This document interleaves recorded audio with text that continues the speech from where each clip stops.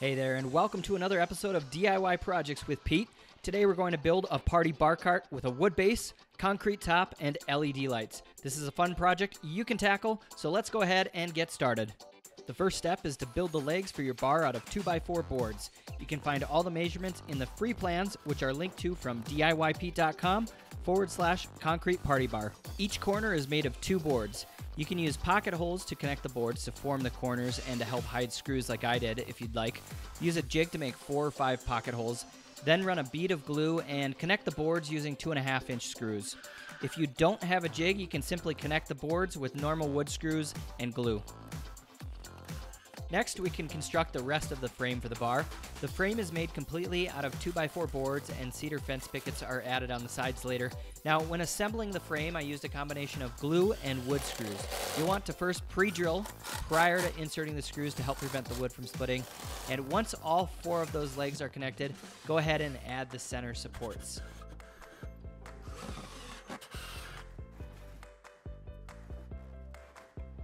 Add the lower stretchers to form a bottom shelf and to strengthen the overall frame. I used a couple of 3/4 inch thick scrap boards as spacers to prop that shelf 3/4 of an inch up from the corner legs. Now you won't see the screw holes from the front side since they'll be covered with pickets, but do use pocket holes on the bartender side if you'd prefer not to see screws. You can measure up from the bottom to determine where the middle shelf supports will go. Feel free to modify the shelf heights as needed to accommodate larger coolers or taller glasses. Then attach the rest of the shelf supports. Use clamps to help hold the boards in place while attaching them if you don't have a helper out in the shop at the time. The upper shelf connects to the frame with wood screws and will be perfect for storing glasses and other small items. Add small blocks to each corner so we have a larger platform to mount the wheels to in a later process. Now that the frame is complete, we'll attach the cedar pickets. Use wood glue and either screws or nails for this process, and I'd actually recommend assembling the shelves before the siding so you have a little bit more lighting and better angles to use your nailer or the drill. Work your way from one side to the other and rip a few of the boards as needed on a table saw to get the exact widths for some of the sideboards. The shelving process goes really quickly, but do take time to rip the boards as needed to get a perfect fit. Then move on to adding the pickets around the front and 2 sides. Connect the pickets to the top, middle, and the lower 2x4 stretchers. You'll need to use a table saw to cut a few of them down to size. Once the pickets are attached, rip a few additional pickets down to about 3 inches wide to use as trim and connect them.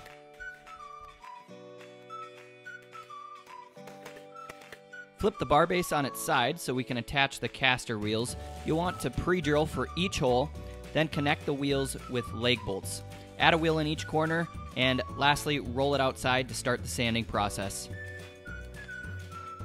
Go over the rough surfaces and edges with 120 or 220 grit sandpaper, and then use a finish of your choice to help protect the wood. Now we'll move on to building the concrete top for the bar. If you want to add the clear coasters, now is the time to create them. Cut 1/4 inch thick clear acrylic down to 4-inch squares, and once cut, you can remove the protective film and clean up those rough edges. Then make the knockouts out of 1.5-inch thick foam. They need to be slightly smaller than the acrylic squares. The knockout's purpose is to prevent concrete from filling in under the acrylic so the LED lights can shine through. Seal the sides of the foam with clear packaging tape so they'll remove easily from the concrete during the demolding process. Determine approximate spacing and what you'd like to use for the cooler. I was going to use a plastic planter, but I found a metal tub I liked a little bit better when I was out picking up some stuff at Target. Cut the sidewall strips width down to size on a table saw and get them to the correct length with a miter saw. They'll border the base of the mold and act as forms to hold in that concrete. Pre-drill and then use 1 5/8 inch screws to connect them to the base of the mold. The base piece is a 24-inch by 48-inch piece of melamine I picked up at the Home Depot. Continue working around the base until all 4 sides are connected. Once complete, check to make sure the sidewalls and corners of the mold are all squared up. I used 220 grit sandpaper to give the acrylic a bit of a frosted look and then attach the knockouts to the underside of the acrylic using silicone. The 1/4 inch extra of acrylic on each side of the foam will be embedded in the concrete. If you want the LED lights to shine through the cooler to light up the ice in bottles, you'll need to cut a hole in the bottom of the tub or container. Make a cutout that's a little smaller than the acrylic panel that will cover the hole. I used a jigsaw and a metal cutting blade for this. Be very careful and always wear the necessary protective equipment. Use silicone to connect an acrylic panel to the underside and top side of the bottom of the container. I did both sides to protect against leaks. Determine placement for everything so you have an idea of what the layout's going to look like. Then cut a foam knockout for the cooler and make it a little smaller than the actual cooler so the lip of the tub will rest on the concrete and hold it up.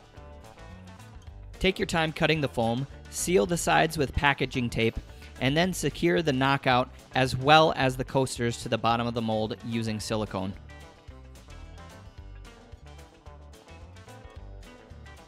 Cut a 4x8 sheet of steel reinforcement down to size using a bolt cutter. Cut the reinforcement around the knockout areas so there's about an inch of room between the knockout and the metal. You may need to bend the reinforcement a little bit to make it as flat as possible. Remove dust from the mold and then seal the edges using 100% silicone. Use a caulk tool or your index finger to round over that bead and remove any excess using alcohol and some paper towels.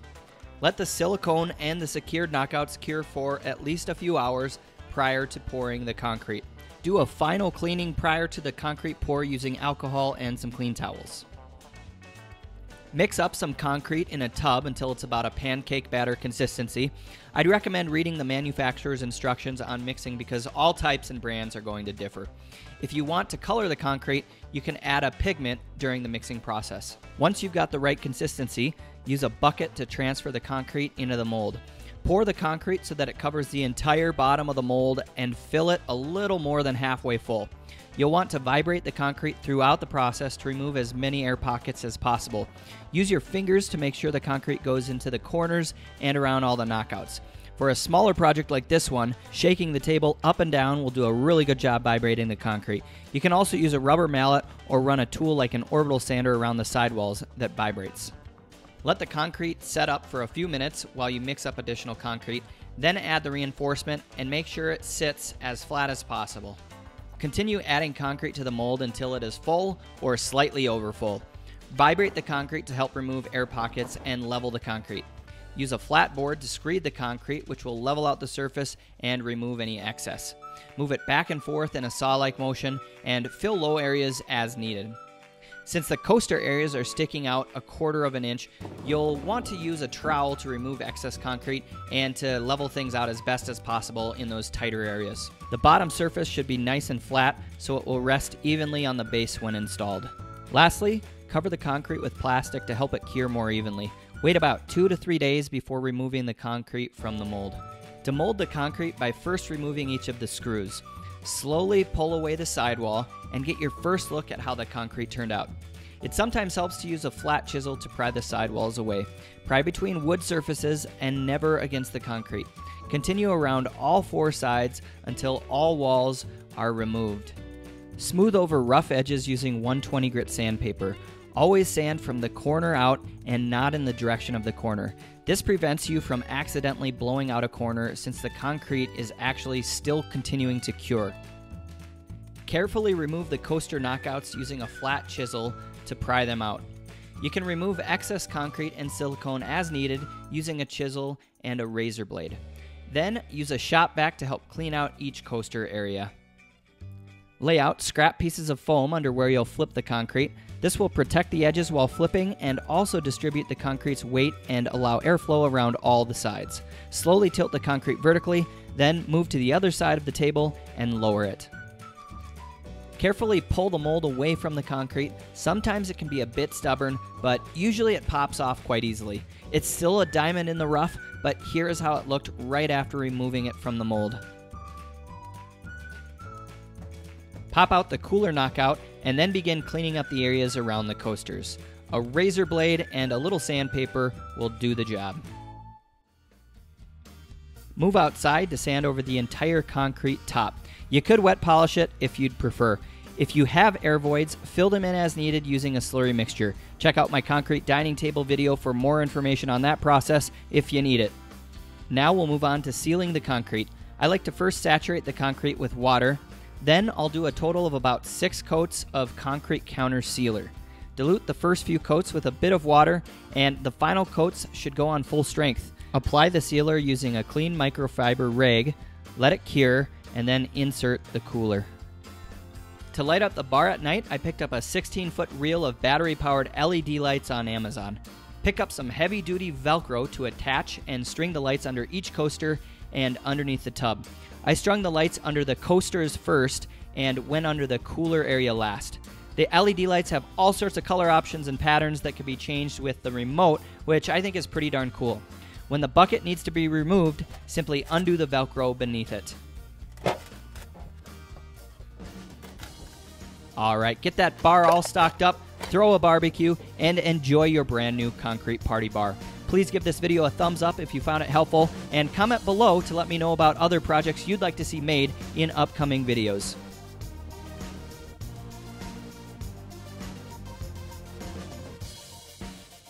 For more DIY inspiration and project ideas, please subscribe to the channel and check out some of the other patio project videos. Click on the left thumbnail to see how to build an outdoor concrete coffee table, and on the right thumbnail to see the concrete patio table, which was featured in Make Magazine. Thanks again for watching, and cheers from Montana.